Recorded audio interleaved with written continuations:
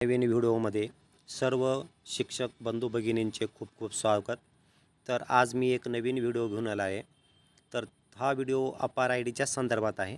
मला बऱ्याच शिक्षकांचा फोन आला होता की सर, अपार आय डी तयार करण्याच्या अगोदर विद्यार्थ्यांची कोणती बेसिक इन्फॉर्मेशन पाहणं किंवा संकलित करणं आवश्यक आहे की ज्याद्वारे अपार आय डी तयार करणं सोपं जाईल.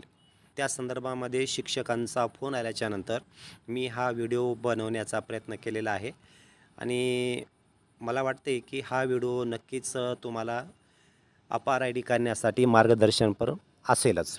तर मग चला पाहूया. तर अपार आय डी तयार करत असताना आपण सर्व शिक्षक काय करतो की अपार मॉड्यूलवर जातो आणि अपार मॉड्यूलवर गेल्याच्यानंतर या ठिकाणी एक वर्ग सिलेक्ट करायचा.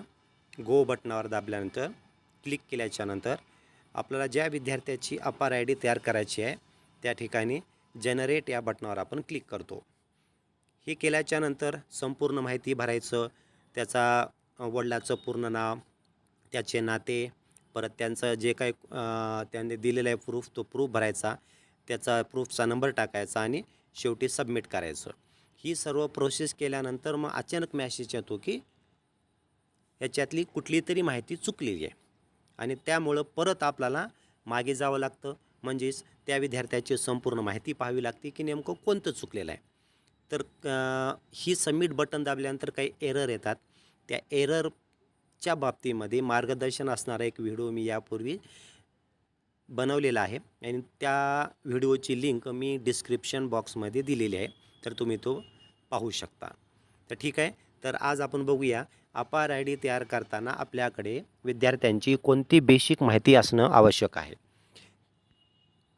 तर अपार आय डीच्या संदर्भामध्ये लक्षात ठेवायचे मुद्दे कोणते मुद्दे आहेत बघा. आता सर्वात प्रथम विद्यार्थ्याचा पेन नंबर असणं आवश्यक आहे. पेन नंबर म्हणजे काय? Permanent education number. ज्या विद्यार्थ्यानं पहिलीच्या वर्गाला ॲडमिशन घेतल्याच्यानंतर जेव्हा आपण त्या विद्यार्थ्याचे UDAS प्लसला नाव सबमिट करतो त्यावेळेस त्या विद्यार्थ्याचा पेन नंबर हा निघत असतो. जवळपास सर्वच विद्यार्थ्याचे पेन नंबर निघत असतात. पण जर काही विद्यार्थ्याचे चुकून आपण तसे जर प्रवेश फॉर्म ठेवला असेल आणि जर त्याचा आपण अपार आय डी तयार करण्याचा प्रयत्न केला तर त्या ठिकाणी अपार आय डी निघणार नाही. म्हणून त्या विद्यार्थ्याचा पेन नंबर असणं आवश्यक आहे. त्याच्यानंतर दुसरा महत्त्वाचा मुद्दा आहे, त्या विद्यार्थ्याचे आधार कार्ड UDAS प्लसला व्हेरीफाईड होणे आवश्यक आहे. मग त्या विद्यार्थ्याचा आधार कार्ड व्हेरीफाय झालं की नाही हे पाहायचं, ते आपण पाहूया. तर त्यासाठी काय करायचं, आपण या ठिकाणी लिस्ट ऑफ ऑल स्टुडंटवर जायचं. गेल्यानंतर खाली असते ॲक्टिव्ह स्टुडंट्स, त्यावर क्लिक करायचं. ते केल्याच्यानंतर या ठिकाणी समोर पाहायचं, ज्या ज्या ठिकाणी हिरवा रंगाचा दिसतो आपला त्या ठिकाणी व्हेरीफाय आहे आणि ज्या ठिकाणी हिरवा रंगाचं दिसत नाही ते व्हेरीफाय नाही. हे अशा प्रकारे या ठिकाणी आपण बघू शकतो. त्याचा जेंडर असेल, नाव असेल किंवा डेट ऑफ बर्थ ही व्हेरीफाय झालेली नाही, म्हणून या ठिकाणी असे लाल रंगामध्ये आपल्याला दिसते. आणि ज्या विद्यार्थ्याचं डेट ऑफ बर्थ, त्याचं नाव आणि त्याचं जेंडर हे व्हेरीफाय झालेलं असतं ते आपल्याला हिरव्या रंगामध्ये दिसत असतं. मग आपल्याला काय असं वाटतं की त्या विद्यार्थ्याचं आधार कार्ड व्हेरीफाय झालं म्हणजे आता आपण त्याचा अपार आय डी काढू शकतो. पण या ठिकाणी सुद्धा आपली काही चूक होऊ शकते, पण ती अनावधानाने चूक होऊ शकते. मग ती चूक होऊ शकते कोणती? फॉर एक्झाम्पल, पण आधार कार्डवरील स्पेलिंग आणि मी टाकलेलं स्पेलिंग हे जर मॅच होईलच असे नाही. पण बऱ्याच विद्यार्थ्याचे नाव UDAS प्लसला वेगळे आहे आणि आधार कार्डवरले वेगळे आहे, तरीसुद्धा या ठिकाणी व्हेरीफाय झालेलं आहे. मग हे व्हेरीफाय झालेलं असलेलं तरीसुद्धा आपलं परत एक काम आहे, ते कोणतं? तर UDAS प्लसला आणि आधार कार्डवरील त्याचं नाव आपण पाहून घ्यायचं. MANOJ मनोज. त्याच्यानंतर त्याच्या वडिलाचं नाव KHANDERAO. त्यानंतर बघा आडनाव BHOSALE. आता तुम्हाला असं वाटेल की आम्हाला स्पेलिंग वाचून दाखवायची आवश्यकता आहे का? तर मी स्पेलिंग ह्याच्यासाठी वाचून दाखवतोय, की सर्व स्पेलिंग हे व्यवस्थित राहणं आवश्यक आहे. एकही जर स्पेलिंग याच्यामधले चुकलं किंवा चुकीचे असेल, तर अपार आय डी निघत नाही. मग त्या ठिकाणी एरर आपल्याला दाखवत असतं. म्हणजे शाळेवरील रेकॉर्ड आणि आधारवरील रेकॉर्ड एक नाही, म्हणजे साम्य होत नाही, मॅच होत नाही, असा आपल्याला एरर येत असतो. म्हणून विद्यार्थ्याचे नाव, वडिलांचे नाव आणि आडनाव तिन्ही नावाचे स्पेलिंग मॅच होणे आवश्यक आहे. त्याच्याशिवाय अपार आय डी निघत नाही. आता उदाहरणार्थ मी ते तुम्हाला विद्यार्थी दिलेला आहे. शालेय रेकॉर्डमध्ये एका विद्यार्थ्याचं नाव आहे मनोज खंडेराव भोसले आणि आधारवर त्याचं नाव आहे भोसले मनोज खंडेराव. तर या ठिकाणी बघितलं, मनोजचं दोन्ही ठिकाणी स्पेलिंग सारखं आहे. पण त्यांचे जे वडील आहेत खंडेराव, RAV आहे शालेय रेकॉर्डला आणि आधारवर आहे RAO. एक बदल. त्याच्यानंतर त्याचं जे आडनाव आहे भोसले, तर शालेय रेकॉर्डमध्ये बी नंतर डायरेक्ट ओ आहे आणि आधार कार्डवर BHO आहे. म्हणजे एच आणि या ठिकाणी व्ही, या ठिकाणी बदल झाले 2.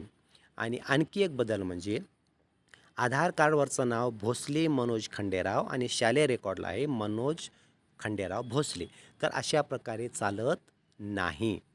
तर दोन्हीही नावं सेम पाहिजेत. म्हणजे जसं आधारवर आहे तसंच नाव शालेय रेकॉर्डला पाहिजे, तरच अपार आय डी निघते. आधार कार्डवरच्या नावासारखं जर शालेय रेकॉर्डवरचं नाव नसेल तर अपार आय डी निघत नाही. मग आता आपल्या मनात शंका अशी येते की ह्या नावामध्ये बदल कोणत्या प्रकारे करणं आवश्यक आहे. तर आपल्या स्तरावर आपण फक्त एकाच प्रकारचा बदल करू शकतो.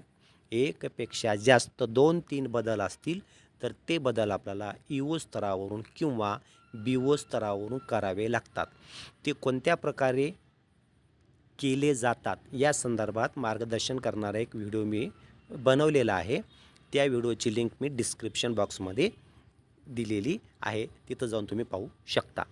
याच्यानंतर अपार आय डी तयार करत असताना त्याच्या पुढचा जो आणखी एक महत्त्वाचा घटक आहे तो म्हणजे विद्यार्थ्याची जनरल प्रोफाईल.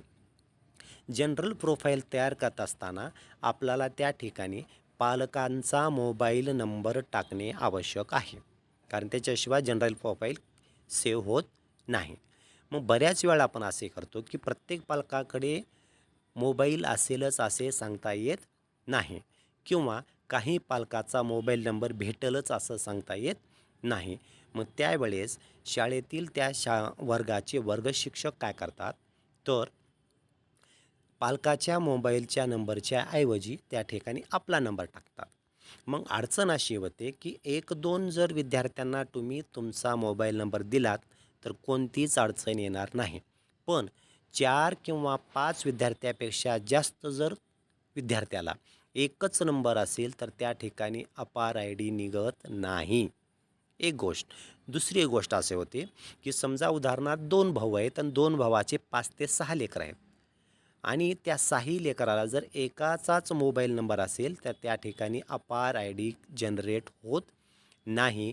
म्हणून त्या ठिकाणी आपल्याला प्रत्येकाचा मोबाईल नंबर वेगवेगळा देणं आवश्यक आहे.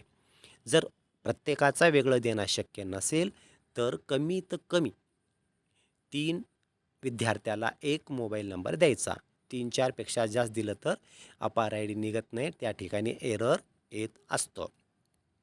तर अशा प्रकारे आपण आजच्या व्हिडिओमध्ये आपण पाहिलं की विद्यार्थ्याची अपार आय डी तयार करत असताना आपल्याकडे कोणती बेसिक इन्फॉर्मेशन असणं आवश्यक आहे, ज्यामुळे आपल्याला अपार आय डी जनरेट करत असताना कोणतीही अडचण येणार नाही. तर त्यात एक काय, विद्यार्थ्याची जनरल प्रोफाईलमध्ये मोबाईल नंबर आवश्यक आहे. त्याच्यानंतर शालेय रेकॉर्डवरचं नाव आणि आधार कार्डवरचे नाव दोन्हीही एकसारखं असणं आवश्यक आहे. म्हणजे त्याचा क्रमसुद्धा एकसारखा असावा लागतो. आणि त्याचबरोबर प्रत्येक नावातलं स्पेलिंग, जसं काही आडनाव, वडिलांचे नाव आणि नाव, हे तिन्ही नावातलं स्पेलिंग एकसारखे असणे आवश्यक आहे. फक्त आधार व्हेरीफाय झाला म्हणून आपण बसू शकत नाही. तर दोन्हीवरले स्पेलिंग सारखं राहणं आवश्यक आहे आणि ते आधार व्हेरिफाईड झालेलं असणं आवश्यक आहे. तर अशा प्रकारे हा आजचा आपला व्हिडिओ आपण बघितलेला आहे की विद्यार्थ्याचा अपार आय डी जनरेट करत असताना कोणकोणते मुद्दे आपण लक्षात ठेवले पाहिजेत. तर मला वाटते की नक्कीच हा व्हिडिओ तुम्हाला थोडाफार तरी मदत करेल यात वावणे. जर हा व्हिडिओ तुम्हाला आवडला तर लाईक, सबस्क्राईब आणि शेअर करायला विसरू नका. धन्यवाद. जय हिंद, जय महाराष्ट्र.